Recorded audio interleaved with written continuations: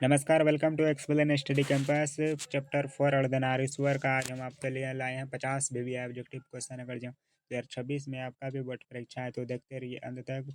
अगर लेखक कौन है तो चंद्र क्या कहते हैं रामधारी सिंह दिनकर।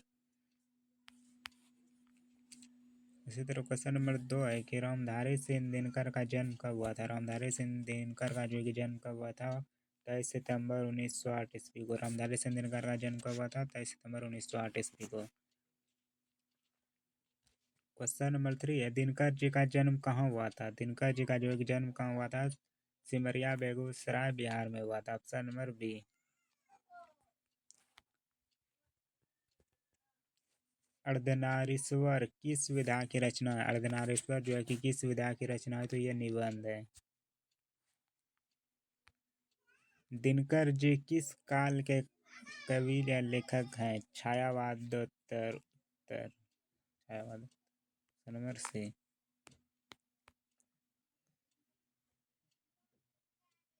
क्वेश्चन नंबर 6 है कि दिनकर जी को संस्कृत के 4 अध्याय के लिए कौन सा पुरस्कार मिला था। साहित्य अकादमी पुरस्कार, साहित्य अकादमी पुरस्कार। अगर जो आपको पीडीएफ चाहिए तो हमारे टेलीग्राम चैनल से जुड़ जाइए। टेलीग्राम चैनल का वीडियो के डिस्क्रिप्शन बॉक्स में दिया हुआ है। दिनकर जी कौन सी रचना दिनकर जी को कौन सी रचना पर ज्ञानपीठ पुरस्कार मिला था। दिनकर जी को कौन सी रचना पर ज्ञानपीठ पुरस्कार मिला था तो उर्वशी के लिए। Option number C. Question number 8 है अर्धनारीश्वर का अर्थ क्या है। आधा पुरुष आधा स्त्री, शिव और पार्वती का कल्पित रूप जिसका आधा अंग पुरुष और आधा अंग स्त्री। Option number C. Question number 9 है निबंध में अर्धनारीश्वर किसका प्रतीक है। पुरुष और स्त्री के गुणों के समन्वय का। क्वेश्चन नंबर 10 है लेखक के अनुसार सृष्टि का आधार क्या है। नर और नारी का समन्वित रूप। Option number C. क्वेश्चन 11 है कि दिनकर जी ने किस विषय पर इस निबंध में विचार किया। दिनकर जी ने किस विषय पर इस निबंध में विचार किया है तो पुरुष और नारी का संबंध और समानता। Option number C.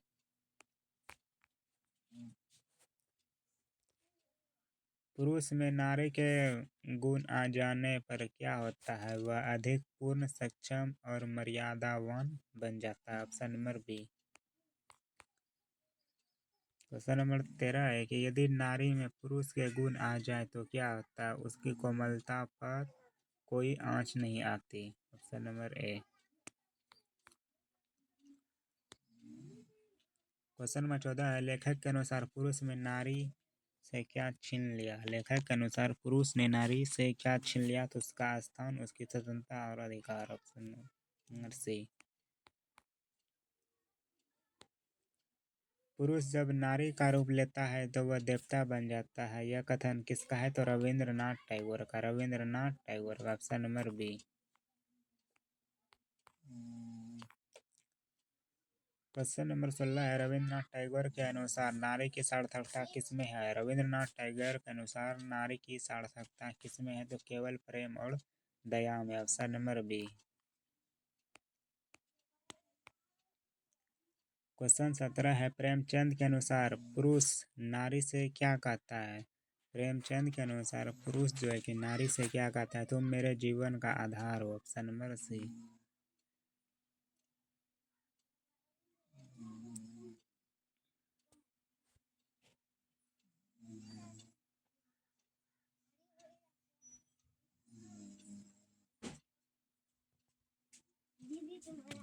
Question number 17 है कि प्रेमचंद के अनुसार पुरुष नारी से क्या कहता है तुम मेरे पीछे रहो। Option number D. क्वेश्चन 18 है प्रेमचंद का कहना था जब पुरुष नारीत्व ग्रहण करता है तो क्या बनाता है। प्रेमचंद का कहना था जब पुरुष जो है कि नारीत्व ग्रहण करता है तो क्या कहलाता है देवता। Option number A.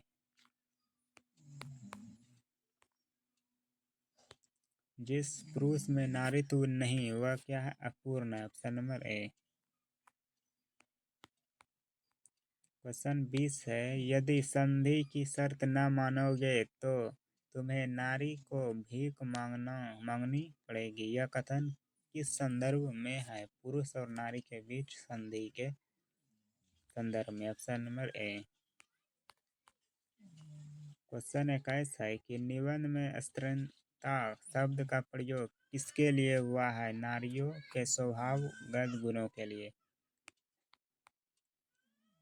क्वेश्चन 22 है कि गौतम बुद्ध की पत्नी का क्या नाम था जिनका उल्लेख इस निबंध में है? Yashodhara. Yashodhara. Option number B. Question 23 है, गांधी जी ने शांति के लिए किसके समान आचरण किया? गांधी जी ने शांति के लिए किसके समान आचरण किया था? तो नारी के समान। Option number B. क्वेश्चन 24 है, लेखक के अनुसार प्रत्येक पुरुष के अंदर किसका गुण होता है? लेखक के अनुसार प्रत्येक पुरुष के अंदर किसका गुण होता है? तो नारी का। Option number B. क्वेश्चन 25 है, बुद्ध और महावीर ने गृह त्याग क्यों किया था? मोक्ष की प्राप्ति के लिए। क्वेश्चन 26 है, लेखक ने नारी को किसका खजाना कहा था? प्रकाश और आनंद का। लेखक ने नारी को किसका खजाना कहा था? प्रकाश और आनंद का। क्वेश्चन 26 है, दिनकर जी ने पुरुष और नारी के बीच किस संबंध को दर्शाया था? एक दूसरे के पूरक संबंध। Option number B.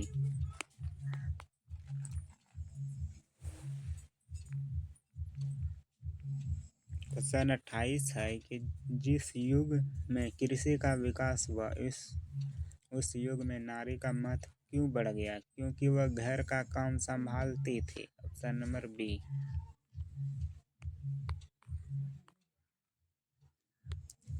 कृषि के विकास ने नारी को किसकी सीमाओं में बांध दिया? कृषि के विकास में नारी को जो है कि किसकी सीमाओं में बांध दिया था? तो घर की उपयोगिता के कारण। Option number B.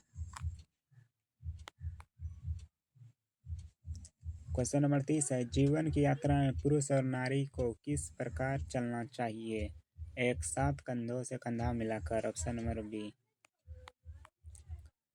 क्वेश्चन 31 है कि दिनकर जी ने महाभारत का उदाहरण किस संदर्भ में दिया था? दिनकर जी ने महाभारत का उदाहरण किस संदर्भ में दिया था?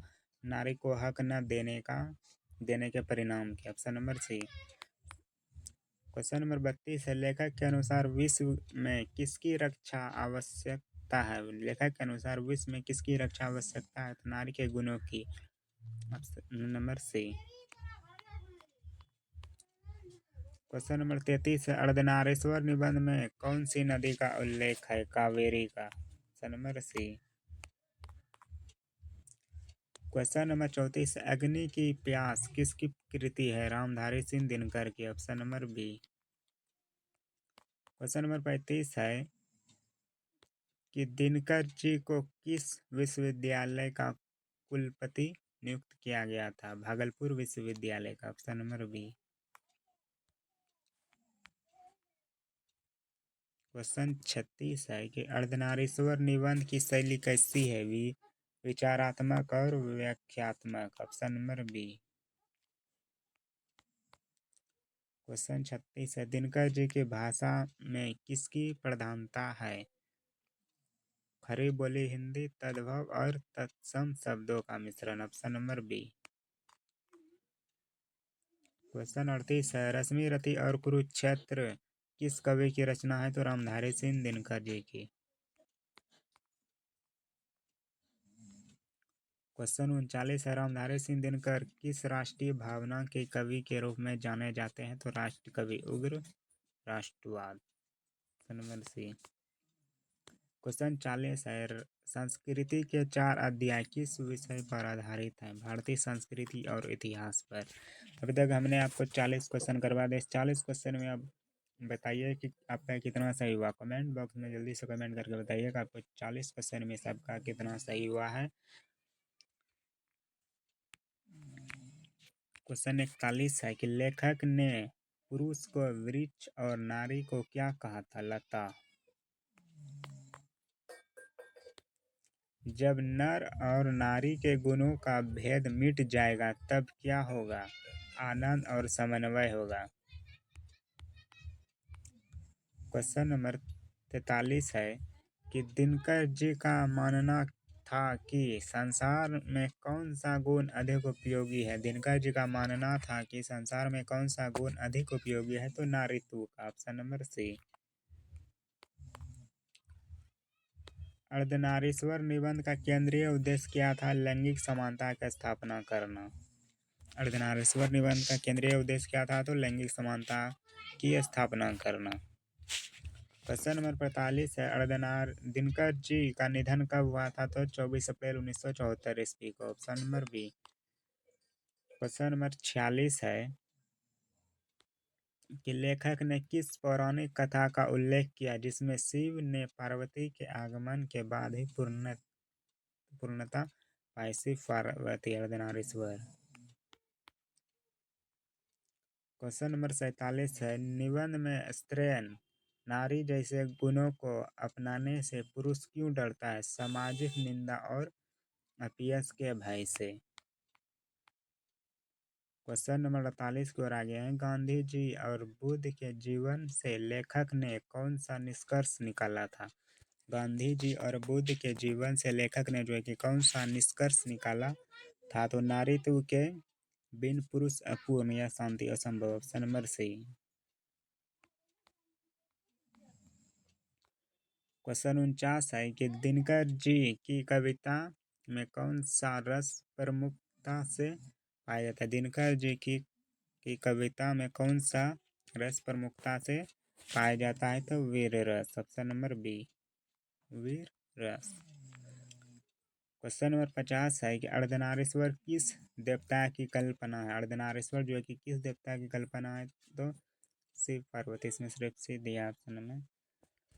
तो अगर आपको ये पीडीएफ चाहिए तो आप हमारे टेलीग्राम चैनल से जुड़ जाइए। टेलीग्राम चैनल पर जाइए, आप सर्च कीजिए एक्सप्लेन स्टडी कैंपस, आपको आ जाएगा, उसको ज्वाइन कर लीजिए। या नहीं तो चैनल के डिस्क्रिप्शन बॉक्स में जाइए, वहाँ पर होगा चैनल का लिंक, वहाँ जाइए, क्लिक कीजिए, डायरेक्ट जुड़ जाइए।